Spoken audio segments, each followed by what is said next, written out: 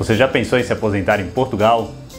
O país tem uma rica história, faz parte da zona do euro, tem uma excelente relação com o Brasil e eles assinaram um acordo previdenciário internacional. E eu vou te dizer hoje como se aposentar no Brasil e em Portugal. Para quem não me conhece, o meu nome é Otávio Salum e você está no único canal do mundo que trata de direito previdenciário internacional. Vem comigo!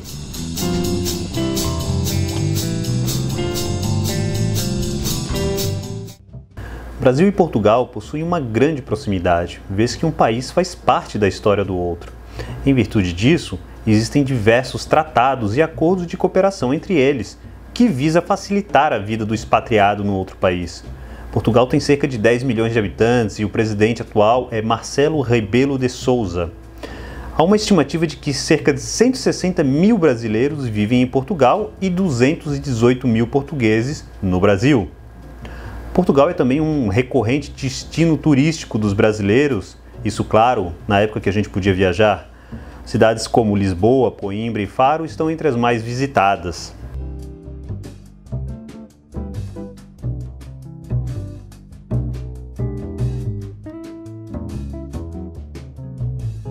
Brasil e Portugal têm 3 acordos assinados em matéria de previdência social. Eu vou falar sobre todos esses acordos, mas antes disso eu vou tratar dos benefícios que são previstos nos acordos. O que isso quer dizer? Os benefícios que o brasileiro pode pedir da Seguridade Social portuguesa. O acordo com Portugal é provavelmente o mais longo que o Brasil tem, o mais extenso, o mais abrangente. Então eu vou falar desse acordo em 2 vídeos. Nesse primeiro vídeo eu vou tratar dos benefícios portugueses, certo? E no segundo vídeo eu vou falar sobre os acordos, a aplicação do acordo. Como tem bastante coisa para falar, eu vou tratar de forma bem resumida. Se tiver alguma parte que vocês não entenderam direito ou quiserem que eu me aprofunde, deixa nos comentários, que daí numa dessa eu faço um próximo vídeo detalhando um pouco mais. Nesse acordo entre Brasil e Portugal, praticamente todos os benefícios brasileiros são previstos, até a extinta aposentadoria por tempo de contribuição. O que isso quer dizer? Na aposentadoria por tempo de contribuição, antigamente, o homem poderia se aposentar com 35 anos de contribuição, então se tiver 20 no Brasil e 15 em Portugal, ele pode se aposentar.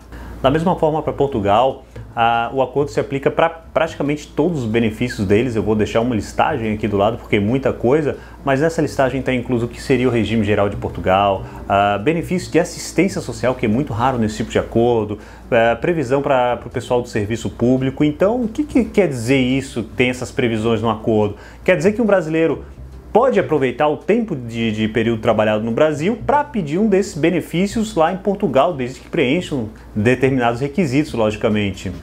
Uma dúvida que o pessoal sempre tem com relação à cidadania, e tem muito brasileiro que tem cidadania portuguesa e o contrário também, e eles perguntam se tem alguma diferença pelo fato, eu sou cidadão português e eu posso ter alguma facilidade no regime deles de previdência, e em regra não existe essa facilidade. Eu traço um paralelo para vocês, a menos claro que a pessoa se vincule ao regime português, mas eu traço um paralelo para vocês. Se uma pessoa trabalha no Brasil, é brasileiro, trabalha no Brasil, mas não contribui para a previdência de alguma forma, ou está trabalhando informal, essa pessoa ela não é segurada pelo INSS. Da mesma forma no regime português, se a pessoa não contribui para o regime português, tem os benefícios assistenciais e tal, mas pelo fato de ser cidadão, para isso não muda nada.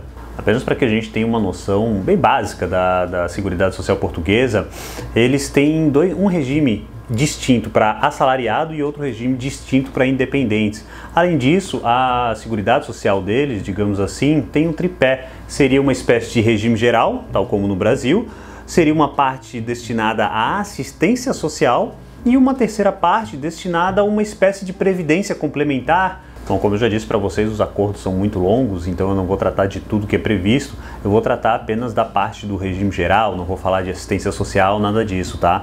Então eu vou trazer para vocês os aspectos básicos, os pressupostos, como se aposentar por idade em Portugal, como pedir um benefício por invalidez ou pensão por morte, tudo isso.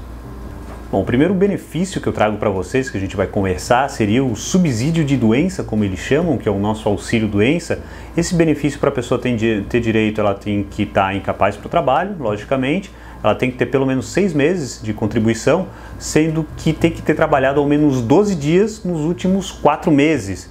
Em Portugal é interessante que a pessoa já começa a receber esse benefício a partir do 4º dia da incapacidade. No Brasil é só a partir do 16º. Esse benefício tem outra peculiaridade se comparado com o Brasil. Ele vai aumentando o valor quanto mais tempo a pessoa ficar afastada, recebendo esse subsídio. Por exemplo, nos 30 primeiros dias recebe 55% da média e se ficar mais de um ano ela recebe 75% da média.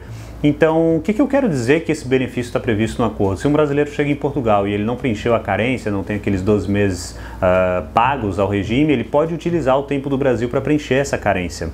Questão com benefícios por acidente de trabalho, doença ocupacional é mais ou menos como no Brasil, a pessoa tem que demonstrar a incapacidade, que é oriunda do trabalho, ela vai receber entre 70% e 75% da média, só que há um detalhe, a pessoa ela não pode receber abaixo do indexante dos apoios sociais, como eles chamam. Em 2021, esse valor ficaria em R$ 438,81. Em Portugal existe a pensão invalidez, existe a pensão relativa e a pensão absoluta. Também é um pouco parecido com o Brasil, essa pensão relativa, ela é mais ou menos como se fosse o auxílio acidente. Se você não sabe como é que é o auxílio acidente, eu vou deixar um card aqui explicando. Então a pessoa ela pode trabalhar, mas ela tá com uma deficiência, ela não está 100% para trabalhar. Então nesse caso ela tem que ter uma carência de 5 anos. E para a pensão absoluta, a pessoa tem que estar, daí seria realmente a nossa aposentadoria por invalidez, a pessoa tem que estar totalmente incapaz para o trabalho. Nesse caso a carência é outra, é de 3 anos. E também, se você não sabe o que é carência, eu vou deixar um card aqui em cima explicando o que é. Em Portugal, claro, também existe o benefício que seria o nosso salário maternidade, a carência, que é o tempo mínimo de contribuição para pedir o benefício, é de 6 meses pagos a previdência deles. O benefício normalmente é pago entre 120 e 150 dias e tem uma situação bem interessante, que nos últimos 30 dias, em alguns casos, tanto o homem como os pais da criança, o homem e a mulher, eles podem receber o benefício juntos, simultaneamente. E tem outra situação bem legal, que é em caso de nascimento de gêmeos, trigêmeos, por exemplo, esse salário maternidade ele pode ser prorrogado, ele pode chegar até 180 dias. Essa previsão ela existe em outros ordenamentos, como na França, e seria bem bacana se tivesse isso no Brasil, mas não existe.